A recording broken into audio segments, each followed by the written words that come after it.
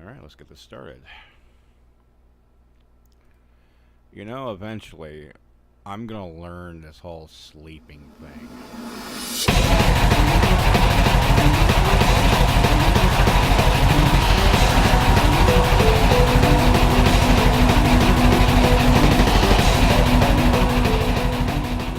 And thank you for tuning into GBAF Radio, radio that gives a fuck. I am David, the Reverend Brown Oni, coming to you from Portland, fucking Oregon. And it's become a habit that every time I record this show, it's because I haven't slept.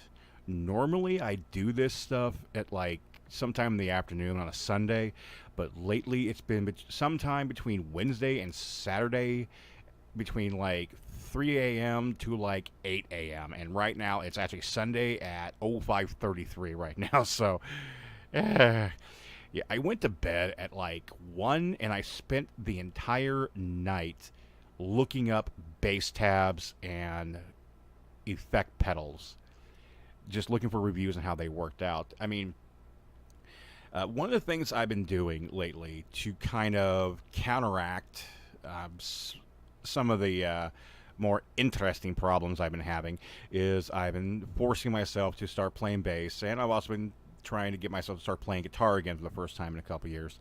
So I've been going through learning a bunch of old stuff, and I've kind of been surprisingly well, probably not surprisingly to anyone who actually listens to a fucking playlist in this show, locking onto a lot of like the older goth stuff.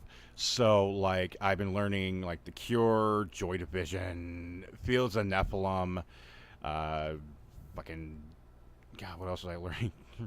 I can't remember. Christian Death, because that there's something about that goth rock, that death rock, dark wave, whatever the hell you want to call it, bass tone that always got me going. Now, I mean, granted, when I first started playing bass, it was all punk rock and thrash, and that's what really kind of got me going.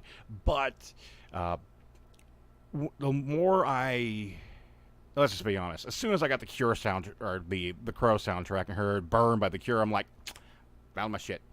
And I've been trying to emulate that sound, and I've been loving those pedal tones forever. And I'm not ashamed to admit that. Yes, I can go off on some fills, some flourishes with my bass playing, but I still like just that driving, just doon doon doon doon doon doon doon doon doon doon doon doon doon doon doon doon dun dun dun dun dun dun dun dun dun. I just love that shit. Somewhere out there is someone going, "Is that Sister Mercy he was playing?" But you know, those are the things I really locked into. I mean, fuck, what was it? Some of the first songs I learned to play was like Burn the Bell Tolls by Metallica, TBD by Live, With or Without You by U2, and then Lucretia My Reflection by Sisters of Mercy. So that was kind of my thing. And, you know, I've been sitting around like trying to build my pedal board now, and I've been going through, figure out what I need, what I don't need. Really been kind of playing around. I was kind of learning how to do that old school goth like guitar tone, which is a very ethereal, dissonant type sound. Really heavy chorus and reverb type arpeggiated chords, that type of thing. And you know, I'm trying to play it on this really cheap ass guitar I have, and I can feel the damn thing going out of tune as I'm playing the motherfucker, and it just got frustrating. When I was hanging out with my friends down Salem, one of my friends, she has like 3 fucking guitars because she got into this in a big way, and I helped her buy her first one. Then she bought this really cheap electric, and then she found the Schecter Omen, which is actually really good. And every time I spend time down there to keep myself from having to go to the loony bin, I just, you know, I grab that Schecter and go, "This is my girlfriend now," and I play that, and I'm sitting there going, "Man, I could play all these different riffs on that guitar, but I can't play anything on my cheap ass guitar." Probably because it's a cheap ass fucking guitar. I should probably spend money on the next instrument I get. Although I do have the 6-string bass that I've been playing, and I've been wanting a 6-string forever. And I'm not knocking my 6-string bass. I will not do that. I love this thing. I love the high C chord or string, and Holy shit, do I love that low B. But sometimes it almost feels like I'm bringing too much arsenal to the war, if that makes sense. It's probably just a weird feeling that I'm getting, and like no other bassist goes it, because I don't think there's anyone in their right mind who's ever going to go into something. Go, I think I brought too much instrument for this song. Really? No. So I'm just kind of like going, yeah, maybe it's just me, and I just want to get back into the feel of it. I just want to get that. Maybe I just want to sit down with like an old school 4-string bass and just play some old fucking like Black Flag, Christian Death, and The Cure or something. I don't know. That's just me. Could be a whole bunch of different things going on. But I'm loving my 6-string, and I decided to do something weird because yesterday, as I was recording one of the videos for the YouTube channel, I decided to take a break, and I just wanted to learn something. And one of the songs that I'd gotten was Rolling the Deep by Adele. It's a song I really love. It's got that nice Motown backbeat to it. It has legs. This song just moves, and I love it. It's a great song. It's a fucking fantastic breakup song. And so I'm sitting there, I wonder how you play that. I'm thinking there's going to be just all this noodling and walking and slapping. It's like, no, it's all pedal tones. And I took one look and went, that's a fucking Sisters of Mercy riff or Christian Death riff, man. So I'm looking at it going, okay, so I learned it. Not long. It didn't take long. And I'm going, I could turn this song into a goth song. Holy shit. It won't take much. I mean, I'm sitting here thinking about the guitar riff in my head, thinking, oh shit, I need a guitar amp now, and I need to get reverb, and I need to get chorus, both the guitar and my bass, because I've been wanting my analog stuff, because I have digital effects pedals, but digital just doesn't cover it, and because I like to play with the knobs. Maybe I don't know. It's a tit thing. I don't know. It's the knobs are like nipples. It's just like, you just kind of you try it again to where you want them and get the right sound.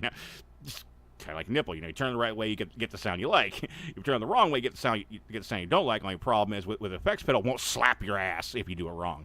So there's that.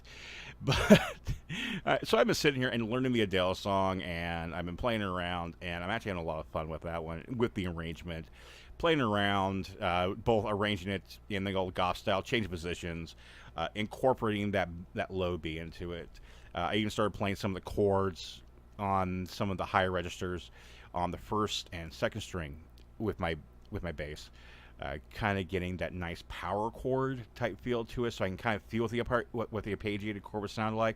So it's been kind of a cool thing, and I'm really digging on it. And maybe I'll record it later on. Right now, for me to actually record it, it's going to take a little bit because I don't actually have an interface. So I would have to take my personal recorder or my travel recorder, plug that shit in, record it, transfer it to one computer, move it over to the other computer, and then throw it into Reaper and then do the editing that way. So it's going to be a little convoluted. Worth it, but I might think twice about it. I might just wait until I get an audio interface, which I need for the show anyways, as well as new mics and all that other stuff. And no, this is not me panhandling. I will be doing that later. Trust me. But this is me going, oh, yeah, these are the toys I need. Ooh, ha! Because, putting me in a comic, there's like two places you never want to take me.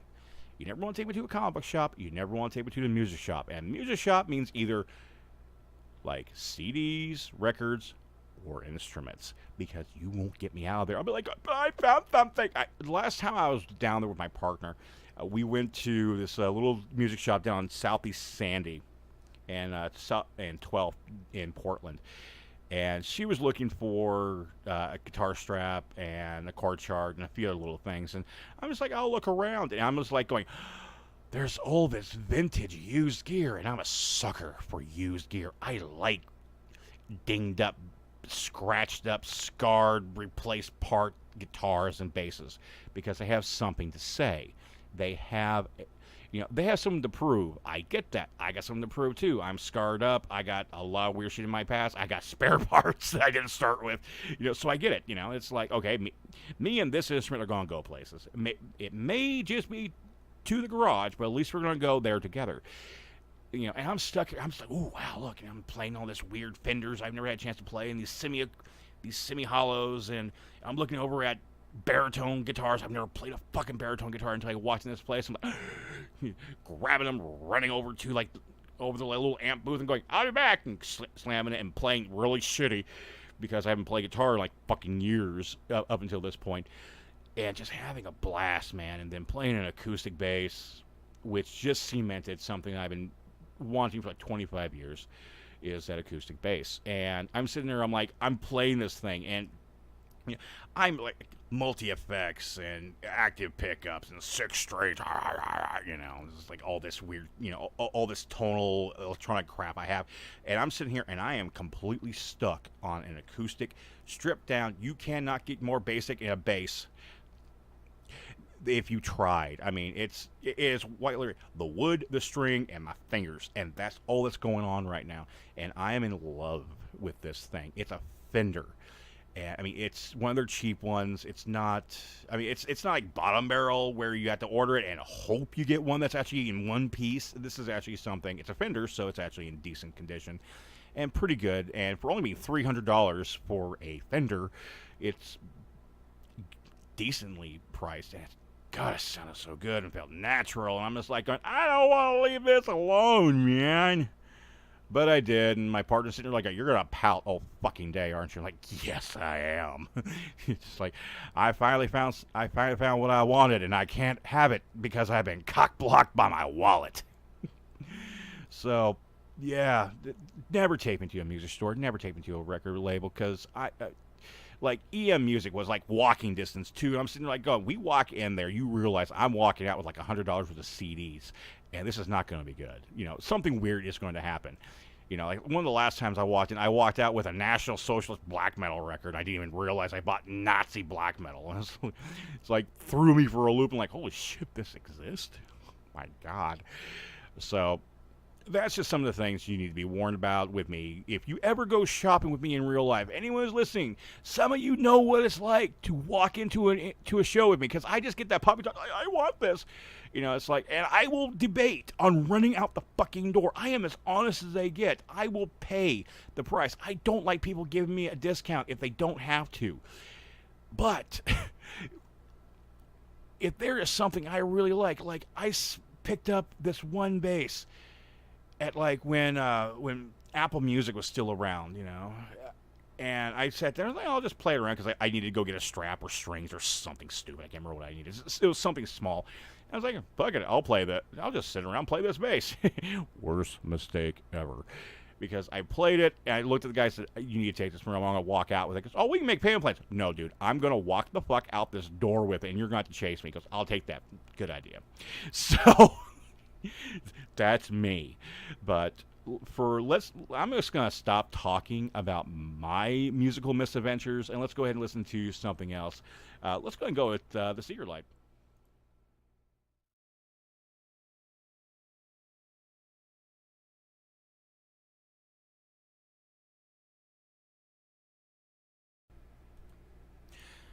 All right, that was some interesting things. We had Secret Light off the Mirror Mirror soundtrack, or off the Mirror Mirror release. Please forgive me, with Posthuman. I also had Vastness and Sorrow by Wolves in the Throne Room, and then we had Mr. Shadow by Among the Weeds. And funny thing, I was about ready to actually hit record on this, and suddenly it popped up on my computer. You were out of space. I'm like, how the fuck am I out of space? It's like, oh, I installed my recording software on the wrong goddamn hard drive. So I had to make a whole bunch of room really goddamn quick. So, yeah. The funny part is I'm actually recording this episode of GBAF right now specifically so I can also upload it to YouTube, so I can have something other than the comic book reviews up there. Actually have the podcast itself with all the weird shit I talk about. And, of course, every time I go to record this show, something stupid is always going to happen. And I can never tell exactly what it is. I just know something stupid's going to happen. And this one was computer malfunction. Thankfully, it wasn't everything crashed on me, which reminds me I should probably save this before I go any further, because knowing my luck, I'm going to turn around, take a sip of my coffee, and I'll say, beep, blue screen. So we'll see what happens with that one. But enough of me rambling uh, about music, especially my music and everything that goes on. There is something I did want to really talk about, and one of those things that I have been kind of talking about lately is compassion and understanding, and that also comes down to a few other things that we really need to know, especially those of us who are advocates or activists.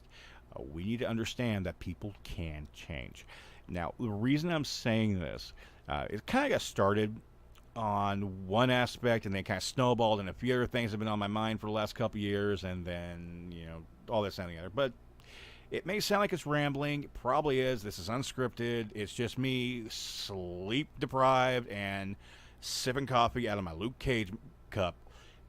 So we're going in raw. So bite the pillow. James Gunn was just fired by Disney from the next Guardians of the Galaxy movie. Now, this is old news. This isn't exclusive or anything. A lot of people are going, yeah, fuck, we know that, dude. But the reason I bring up is he was fired for something he had done 10 years prior. It had nothing to do with Disney, had nothing to do with Marvel, had nothing to do with anything other than him being a fucking dickhead. And the reason he was a dickhead is because he was trying to be a provocateur and upset people because he thought it was funny. He was trolling people. I get it. What he says, dude, it was pretty nasty. I'm not going to lie. But that was a decade ago. People can change in a year, let alone 10. But we're still treating as if he did this last week. To me, it seems a little unfair. However, I do understand it. I can understand why people are upset by this. I would be very upset myself, to be honest with you. If it was something I would, who said what, when, where, let me go get my knife, type thing. So I get it. But on the other hand, I'm also sitting there thinking to myself, people grow up. I mean, people change. People they have life-altering events. And if we're not allowing people to redeem themselves, then what's the point of actually doing anything? And I'm not trying to say I want James Gunn back because I want my movie. That has nothing to do with it. It's a bigger picture thing. We can always get another director to do the movie. I'm sure there's enough guys out there we can get that'll do something just as good. But my thought is why do we not let people be redeemed? Why is it that we'll go out there and if someone does anything, and dude, there are some of you motherfuckers out there that will go dumpster diving for like years of things to find to say against someone. And we're not even talking like they made like an off comment once in like 2005, and suddenly they bring it up, go, this person's an asshole. Well, everyone has their day, within reason. There are some things where people will. It's one thing where if they admit it, go, hey, I did something. This is what I used to be. I'm not that person anymore. Things have happened. All right, let's do it. Meanwhile, someone who was like, he was a racist 10 years ago, he was a racist 10 minutes ago, I don't think he's changed in the last 9 minutes. There's a difference there. It all depends on action, what person does, because what they say versus what they do is always different. We've seen it from time and time again. We've seen people who seemed like they were advocates, who seemed like they were allies or whatever. Come to find out they were scum, I hate to say that because I'm scum. Scum of the earth, fucking, type people. At least that's what I've been told my entire life, but wear like a badge of honor at this point. So, and that's kind of where I'm coming from. And that if we're going to start punishing people for things they did a long time ago, we're all screwed because we've all made mistakes. We've all done things that we have done or said due to ill education. And we've learned better. Some of us went, shit, I fucked up. I'm sorry. As long as you have not killed anyone, have not raped anyone, have not, caused the destruction of a community, for the most part, you can be redeemed. Now, there are people out there who have said some pretty nasty things. Now, James Gunn, he was basically making pedophile and rape jokes. Right. It's disgusting. I will admit, I will make a pedophile and a molestation joke. Although, for me, it's kind of part of me dealing with past traumas I've had, because I'm one of those people where I'm going to belittle whatever I've gone through, because I don't want to have power over me, and I'm going to take that power back, and I'm going, fuck you. And that's kind of my point of it. So we really kind of have to look at, there's also context we have to look in there, but I don't like these knee-jerk reactions. It feels dishonest. It feels elitist, to be completely honest with you. And I hate elitists. I don't like people who are I'm cleaner than you are. I dealt with that. For the first 18 years of my life, I dealt with that. I was brainwashed into a Pentecostal church where if you sinned once, you're done. You were forever the pariah. And me, who didn't actually do anything, was still made the pariah because they thought I did something. And that's what I'm seeing here on the left, is that if you're perceived as doing something wrong, well, then you're wrong. And, of course, I'm not saying that the left is wrong and the right is the correct way to go. I'm far be it. There's fucking idiots on both sides of the fence. And you can argue me all you want and call me a centrist, and I'll agree with you. To the most part, I kind of look at things down the middle because I live in a gray world. Okay, I was raised in black and white, and then I reached the age of reason and realized that context matters. Why did someone do it? When did they do it? How did they do it? It's how you have to look at things. There are some things that I still look at and go, no ifs, ands, or but. Bad. Rape? Bad. I don't care. There is no excuse for that. At that point, you have lost any rights to your social contract, and you should be put away, neutered, and gone. Okay, I have a very hard set about this. I don't care. Rape is rape. All right? I'm not going to get into the whole, but what about false accusations? We're not talking about that right now. All right? What I'm saying is here. Why don't we let people redeem themselves? It's like going to jail. Like, the prison system in this country is fucking ridiculous. It's like you're told that when you go to jail, you do your time. But when you get out, you're still considered a criminal. You're not allowed to do fuck all. And getting a job is, harder than anybody else. I mean, it's harder than someone with an associate's degree to get a job at Starbucks. But if you're a con, fuck, it doesn't matter what your experience is. If you have gone to jail for anything, including minor possession of marijuana or whatever, it is a drug offense. You are a criminal. You are never going to be anything but a criminal. And that needs to change. And that is ridiculous because we don't let people pay off their debt to society. We don't let people redeem themselves. We don't let people go, hey, I fucked up, I got better, here we go. I'm not saying that when you go to jail, you come back and you're better. Chances are, 9 times out of 10, you come out of jail and you're worse than when you went in. There's that one person who went in there go, I was fucked up and I got straight going in there. I'm like, wow, what the fuck did you see and what drugs did they give you, That's kind of my thing, But then again, keep in mind, this is from someone who hasn't been to prison. I've just known half my family. We have this one uncle that we call the professor because he's has a major in art with license plates and a minor in PE, bodybuilding, from this. Oh, my uncle's gonna kick my ass when he sees me. Hi, Brad. But that's what I'm talking about. But they won't, it took him a long time to get over that shit. It's taken a lot of my friends a long time to get over things. Luckily, Him and a few of my friends have certain skills and talents that allow them to actually become gainfully employed in various uh, fashions, whether it be bar work, construction, fishing, orchards, manual labor, all these things. They manage to do this, but the rest of society won't.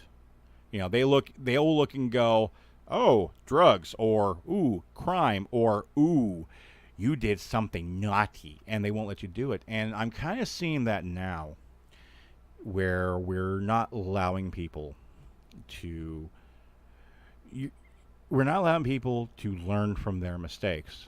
We are constantly telling them, if you make a mistake, it was going to hang around you like the scarlet letter. And I honestly think that's bullshit. Yeah. But what about you? Do you think people can be redeemed? Do you think that, if someone did something in the past and they made up for it, does it give them a free pass? Can we excuse them? Can we listen to them? Can we give them compassion? Or if you screw up once, are you done? Or anything in between there? What are your thoughts? If you want to, just go ahead and send me a line. Just links are down below in the description of this video and this podcast, so you can get a hold of me and tell me what your opinion is. So with that, let's go ahead and get into some more music. Now let's go ahead and do some Sean James and the Shapeshifters.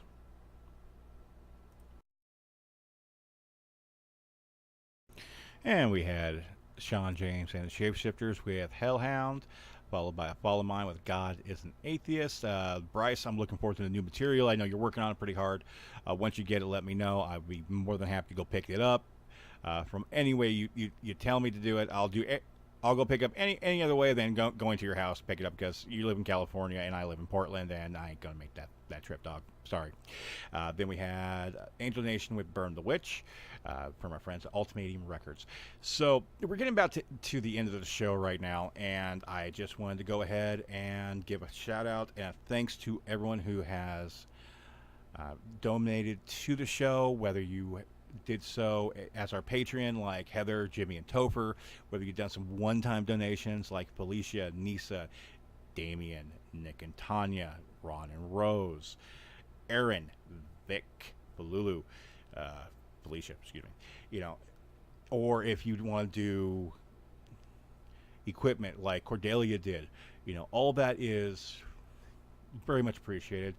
This show, this YouTube channel, everything is run completely by donations. Most of the equipment here was actually donated because people believed that this needed to be done, as well as the music. A lot of the bands have donated music. However, the majority of it, I do buy all the music that I can, unless a band actually says, here's the download link for it, and which I'm eternally grateful for. But with that being said, yes, this is our internet panhandling. We do have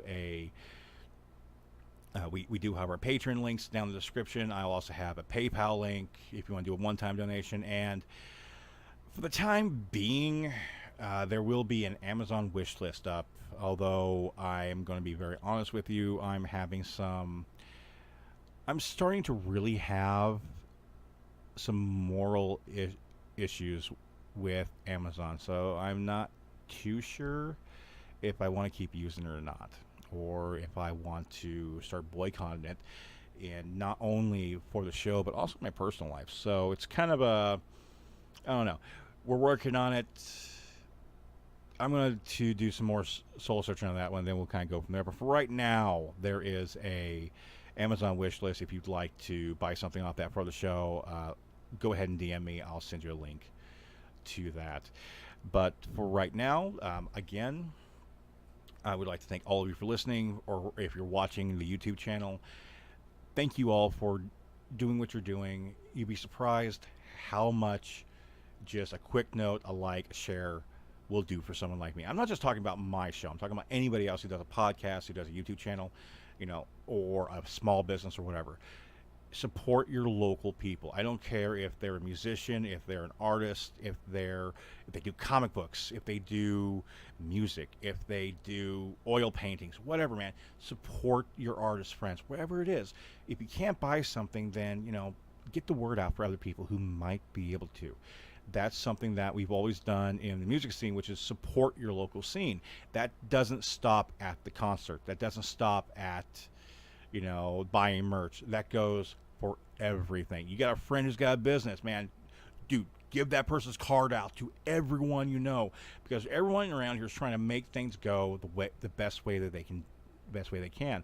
Some of us, this is a side hustle. For me, this is, I'm making $13 a month on Patreon, so this is like my only source of income at the moment because I am unemployed. Hopefully, with all the freaking resumes that I've seeded out there, I'll get something soon.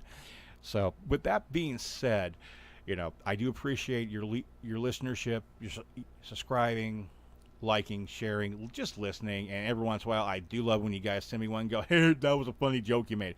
Lets me know someone's listening, and I'm not just screaming into the void. So, and we're going to go ahead and wrap up this week's show. We're going to go ahead and do this as tradition holds. We're going to do 16 Volts, The Man Comes Around, the Johnny Cash classic. Of course, if you're watching the YouTube channel, I cannot play that here on the video, so I am sorry. You can always check us out on SoundCloud to hear all the good music. But for right now, I am David the Reverend Oni Brown, and I'm signing off.